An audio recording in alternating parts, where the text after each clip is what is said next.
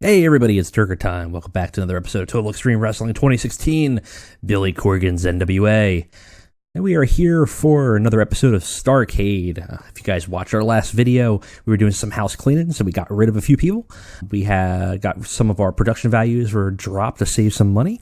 And we're going to run out our contract for Starrcade, which is in about 6 weeks. So this is going to be another one of our show after our main pay-per-view. Let's go ahead and take a look. But first, let's go ahead and do some housekeeping here. We got some emails and other things going on. We'll check out what's going on in the world. Pay raise request. Wow, no. That's a lot of money for you. I don't have that kind of money right now. I could probably do 25. Yeah, whatever. Shut. Okay. So, everyone's going to be mad at me. Whatever. Let's see what we got going on here. Cody got a HOH Wrestling Alliance loan from us. So he's out doing something for that. So we got to start preparing for our Starrcade show, which will be in our NWA versus PWG show going on in a couple weeks. So we'll have to start probably looking at borrowing from the talent pool. Let's see what we got here. So we'll have to start looking. I mean, we have a lot of people already, but we have stuff like Joey Ryan, and we got Matt and Nick Jackson, borrowing them for a tag match. Pentagon Jr. We got a bunch of people that we can probably borrow for a bit. That would be pretty fun.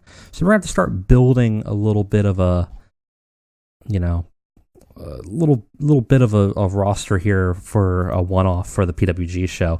We can definitely see some interesting options here. I mean, Super Dragon, Zack Sabre Jr., Brian Cage, EC3 apparently is in PWG here. Jack Evans. So we got some options. Young Bucks, obviously. So we'll have a cool show there. It's going to be expensive. It was just going to be a one-off. It's not really going to be a story-based one. So what's going to happen in these following Starrcades probably not going to have much to do with the PWG show. It's going to be there just to kind of boost our popularity a little bit, bring in some interesting one-off talent, and to work with our alliance a little bit. Let's go ahead and get this show on the road. All right, so what we got here, auto booked, Mid-South region. Well, we got to double check that because we know last time we got burned from that. Cody and Trent are out. Trent is injured, and Cody's working somewhere else. And I think he's always working on Starrcade, which is fine because, as you guys saw from the previous show, what we're going to be looking at is maybe doing a little bit of the smaller group, kind of using the Starrcade as a B show almost, having some of our younger talent focusing on it, and a few stories here and there. We're going to try to save money, try to grow as much money as we can because we're not getting as much popularity as we need to. And we'll also see what we look like after the penalties that we get from lowering our production value in some areas. And we do have some locker room incidents. Our locker room ratings are low. It's 54%. Let's go ahead and take a look. So, Josephus got in a heated argument with a fan outside of the arena and had to be restrained before he made things physical. Boy, as his employer, you now have to deal with the situation. That seems pretty bad. Let's give him a stern warning. All right, nothing noteworthy. And then we have what I'm assuming is our locker room wrestling court. Yeah, Ryan Nemeth was brought before wrestling court. Apparently, Jeremy Borash is running our wrestling court. That's bad. Accused of being an hour late to pick up his assigned travel partner. The judge, Jeremy Borash, found him guilty and sentenced him to pay for travel partners' meals for the next 3 shows. So there you go. Ryan improved. Would not have said, yeah, Jeremy Borash, locker room leader. But okay, why not? So we got some negative factors here. We do have some controls. We might meddle. We might hardline stance. I'm a little afraid of hardline stance because I feel like Candice or Sammy might leave. Let's go ahead and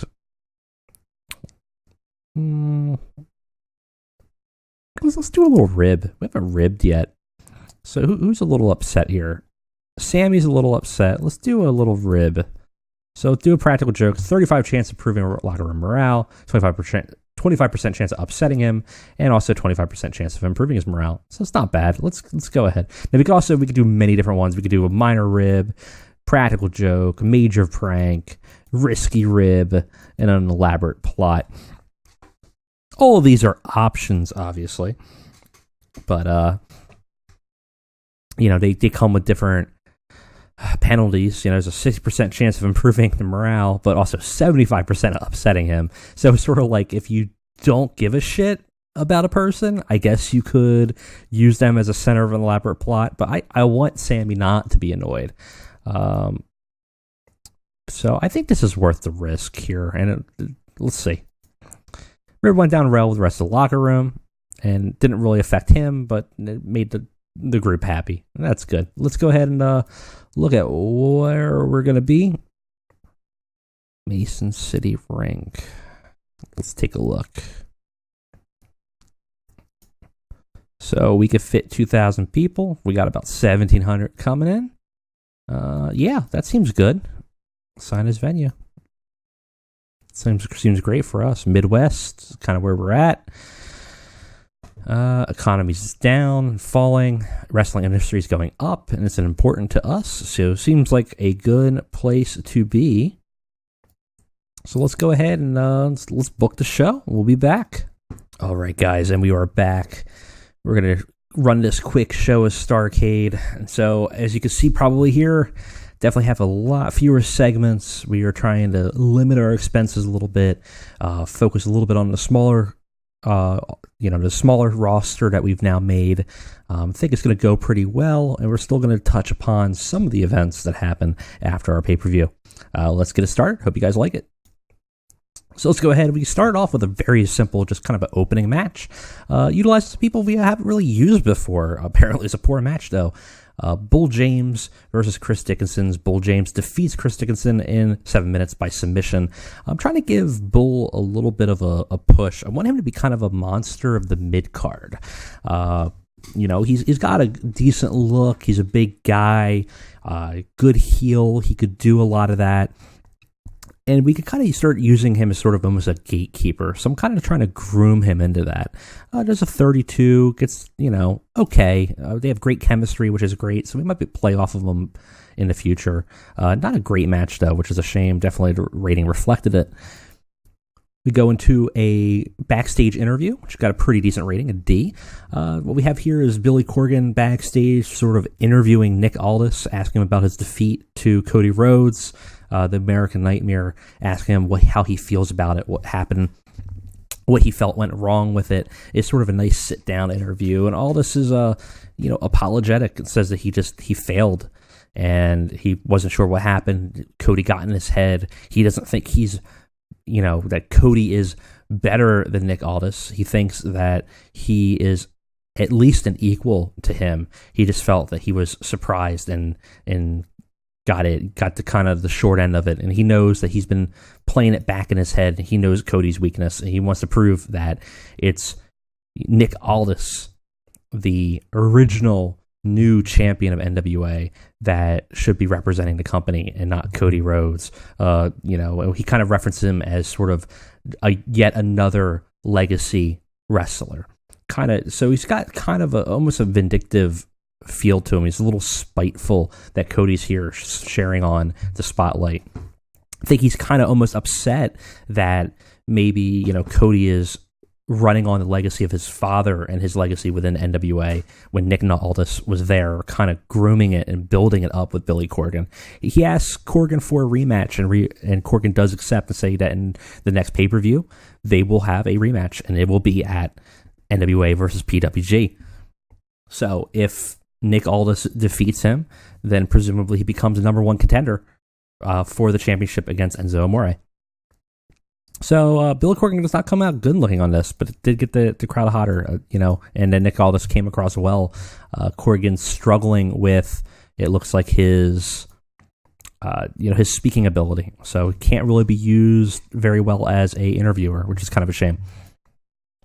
We also then have in the ring another angle with Josephus.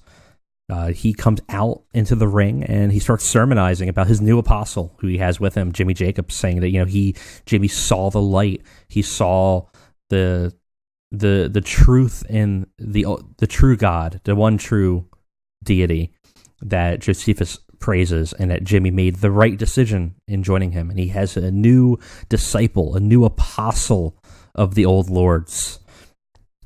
And, he's out there, and Jimmy's out there with Josephus, and sort of the rest of the crowd of the cult. Josephus is not in the stage, but off to the side. We got, Angle got the crowd hotter, seemed to do pretty well. Josephus seems to have machinations as he's starting to infect his ideology throughout the NWA. And then we have a match. Apparently it's a poor match. Sami Callihan and Jimmy Jacobs defeated the Bruiserweights in 9 minutes 50 seconds when Jimmy Jacobs defeated John Skyler by submission with the end time. During the match, there was also a little bit of distraction on Skyler that led to the submission kind of maneuvering by Josephus on the ringside.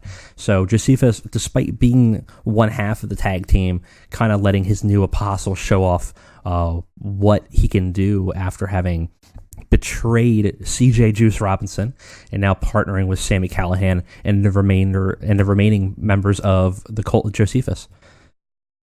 Did pretty well here, I think. Jimmy and Sammy, weak link is Corey. They all did roughly pretty good. It's a poor match just because I guess the wrestling quality is not quite there, which is a shame. But I think it builds up for all of them. I think they all did pretty well based on what their performance stats are. That, of course, leads into a post-match promo between CJ Juice Robinson, Jimmy Jacobs, Josephus, and Sami Callihan.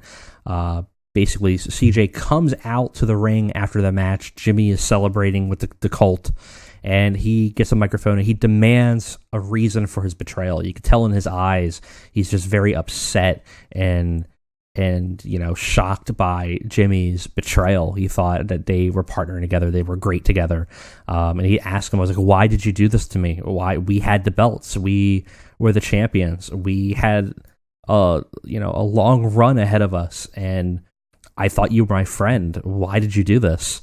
And he gets nothing but silence, and Jimmy just exits the stage, exits the ring, followed by Josephus and Sami Callihan, and they just leave silently without ever even giving him any utterance, almost as though they were completely ignoring him.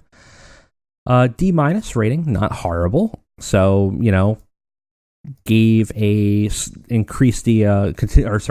advanced the storyline of the cult of Josephus.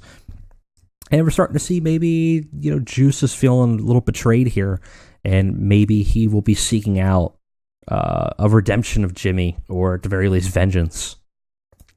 We go on to an angle again. Tyler Bate comes out to the ring, and he gets the microphone, and the crowd's celebrating and congratulating him for winning the Junior Heavyweight Championship for NWA.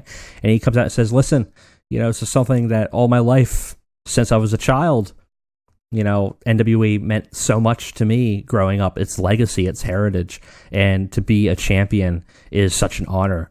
But I want to be a true champion, like the days of the territories, and I want to be a fighting champion. And for as long as I hold the belt, every night I will come out and I will issue an open challenge. And he issues an open challenge right now to anybody that wants to come out. Gets a C rating. People are excited to see him there. And in a debut, Tyler Bates fights Simon Gotch, the one half of the Vaudevillains from the WWE, a person who was trained by Harley Race, so has a little bit of legacy with the NWA, named after the namesake of Gotch coming from, some wrestling legacy. And, there's a reason why he took that surname. It's a decent match. It's a D+. Tyler Bates defeated Simon Gotch in 17 minutes by pinfall with a Tyler Driver 97 and makes the first defense of his NWA title. Match was poorly praised. Apparently, they were a little rowdy already, which I was kind of hoping they weren't. Tyler Bates got a 65. Simon Gotch got a 35. Tyler Bates doubling the in-ring performance of Simon Gotch. But still, good match for our main event here. And it's nice to see Tyler Bates making a defense of it. His predecessor was never able to show up to NWA during any time, but a couple pay-per-views to actually make a defense. So it's nice that Tyler Bate's going to be a Starrcade fighting champion for the junior heavyweight. And of course, we go on here. D did appear worse because our live event experience is worse than one of our rivals, which is fine. We're gonna get a little bit more money back from that, so I think it's going to be fine. And obviously, it increased our popularity 18 regions from the show, so I'm pretty sure we'll be okay. D is fine. I was hoping a little bit higher, but we are not necessarily using our big names on this show. We're trying to conserve some of our funds. I don't know what Hulu will feel about that show's rating. I think we need a minimum D+, but we will see. Ooh, I see an email right now. I'm sure this is not going to be good. Hulu unhappy. Yep, we do need a... I think it's a D+ is what our goal is, but whatever, Hulu. We only got a couple weeks with you, so whatever. 0.02 rating, which has been the same. Raven says that Josephus Brody does not connect with fans. He's a waste of time. Raven really does not like Josephus. Sammy Callahan also does not like Josephus. Nick Aldis does not like Josephus. So there's a lot of animosity with him, which is kind of interesting. But we'll deal with it. We're trying to develop something. So that's it. It is what it is. That's what we're gonna do. Let's go ahead and just take a look at our ranking here. I mean, how's our progress going? USA, kind of dipping actually, which is kind of a shame. I mean, I think we'll get there, especially with our popularity increasing all around. I mean, in fact, if I'm looking at this here, it looks like we're growing in every other territory. So we're starting to get there. It's not too bad. Of course, financials here real quick. Ticket sales looking strong. TV revenue looking really healthy. And hopefully we will start seeing those production values right here dipping, if not this month and the start of the next month. I think we'll start to see a little bit of change. Because if you see here, our cash flow hemorrhaging, it's just going to cost us so much money. But I think with some of the changes we did, we're looking positive for the future. Like to hear what you guys think. Like I said, I think we'll be doing pretty okay here. I think we trimmed the fat off the show a little bit to be able to sustain ourselves. So we still have a good amount in our budget here, so we're gonna be fine. But yeah, all right. So that's it. Thank you guys for watching. I will see you again soon.